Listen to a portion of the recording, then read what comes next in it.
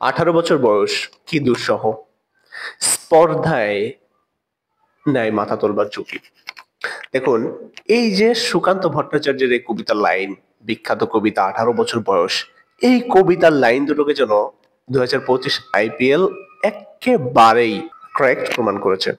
সেটা কিভাবে? দেখুন, আইপিএল এর এটা কিন্তু 18তম আসর। তো এই 18তম আসরে এসে আইপিএল নতুন করে এমন কোন দুইটা দলকে ফাইনালে তুলেছে যারা আসলে আগে কখনো ট্রফি জিতেনি। আমি যদি বড় করে বলি, এখনো পর্যন্ত 3বার ফাইনাল খেলেছে রয়্যাল চ্যালেঞ্জার্স বেঙ্গালুরু, 9, 11 এবং 2016 সালে। আর একবার মাত্র ফাইনাল খেলেছে পাঞ্জাব, সেটা 2014 সালে শাহরুখ খানের দলের কাছে তারা ফাইনাল ম্যাচটা হেরেছিল।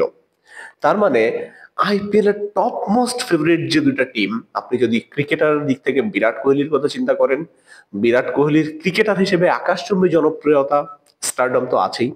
সো এই লোক কিন্তু সব ট্রফি জেতা শেষ হলো, তিনি এখনো আইপিএল ট্রফিটা তার ছুঁয়ে দেখা হয়নি। এর বাইরে যে শাহরুখ আর প্রীতি জিন্তা, তারা দুজন বলিউড সেলিব্রিটি। শাহরুখ টিম কিনেছে, 3বার ট্রফিও জিতেছে, কিন্তু প্রীতি জিন্তার এখনো ট্রফিটা ছুঁয়ে দেখা হয়নি। এই যে প্রীতির পাঞ্জাব নাকি বিরাট কোহলির রয়্যাল চ্যালেঞ্জার্স বেঙ্গালুরু, কে জিততে পারে এই সোনালী ট্রফিটা? এইটা নিয়ে আমরা আজকে ডিসকাস করব। সো চলুন দেরি না করে শুরু করা যাক। 2025 আইপিএল এর ফাইনাল ম্যাচ আজ রাত 8টায় অনুষ্ঠিত হবে বাংলাদেশ সময়। সেটা আহমেদাবাদের নরেন্দ্র মোদী স্টেডিয়ামে। এখন এই ম্যাচ শুরু হওয়ার আগে এই মৌসুমে আরসিবির সাথে পাঞ্জাবের দেখা হচ্ছে 3বার। সেখানে একবার পাঞ্জাব জিতেছে, 2বার পাঞ্জাব হেরেছে। এই পরিসংখ্যানকে সামনে রেখেই আবার কিন্তু আরসিবি কে ফেস করতে হবে পাঞ্জাবকে। এইবারের আরসিবি একেবারে দুর্দান্ত একটা টিম, অসাধারণ একটা টিম। আপনি যদি বোলিং ব্যাটিং সব দিক থেকে হিসাব করেন, বোলিং এ তো হ্যাজেলহুড 21 উইকেট নিয়ে আরসিবির বেস্ট উইকেট টেকার এবং পেস ইউনিটের নেতৃত্ব তিনি দিচ্ছেন। এবং আপনি যদি ব্যাটিং এর কথা চিন্তা করেন, সেখানে বিরাট কোহলি স্টার প্লেয়ার, তিনি একেবারে কনসিস্টেন্ট পারফর্ম করছেন। এখনো পর্যন্ত 8টা 50 তিনি করেছেন এবং রান চেস করার তার যে দুর্দান্ত কনসিস্টেন্সি, এটা নিয়ে তো আবার নতুন করে বলার কিছু নেই। এবং আপনি যদি নিচের দিকে যান, সেখানে শেফার্ড আছে, দ্রুত রান তোলার ক্ষেত্রে তাদের কোনো সমস্যা নাই। অপর দিকে আপনি যদি দেখেন, পাঞ্জাবের সবচেয়ে সবচেয়ে বড় স্ট্রেংথের জায়গা হচ্ছে পাঞ্জাবের ক্যাপ্টেন শ্রেয়াস আয়ারের কনসিস্টেন্ট ফর্ম। এবং শ্রেয়াস আয়ার তিনি কিন্তু গত বছর আইপিএল এর ফাইনাল খেলেছেন এবং ট্রফিটা তিনি ক্যাপ্টেন হিসেবে জিতেছেন কলকাতার হয়ে। এবারও তিনি কিন্তু পাঞ্জাবকে 11 বছর পর, 12 বছর পর আবার তিনি কিন্তু ফাইনাল তুলেছেন। এবং যদি খুব বেশি সমস্যা না হয়, তিনি হয়তো ট্রফিটা জিতলেও জিততে পারেন। এখন কথা হচ্ছে যে ফাইনালে আসলে কে এগিয়ে থাকবে।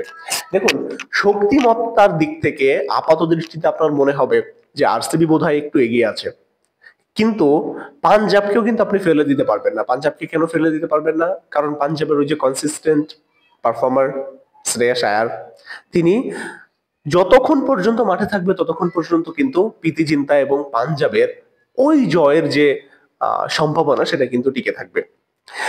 আমি গুগল করছিলাম যে আসলে এই ম্যাচটা জয়ের সম্ভাবনা কার সবচেয়ে বেশি এবং কে এগিয়ে থাকবে। এবং আমি দেখলাম যে সবাই মোটামুটি যে জিনিসটা করছে সেটা হলো রয়্যাল চ্যালেঞ্জার্স বেঙ্গালুরুকে এই ম্যাচে এগিয়ে রাখছে এবং সবাই ধারণা করছে যে রয়্যাল চ্যালেঞ্জার্স বেঙ্গালুরু এই ম্যাচটা জিততে পারে।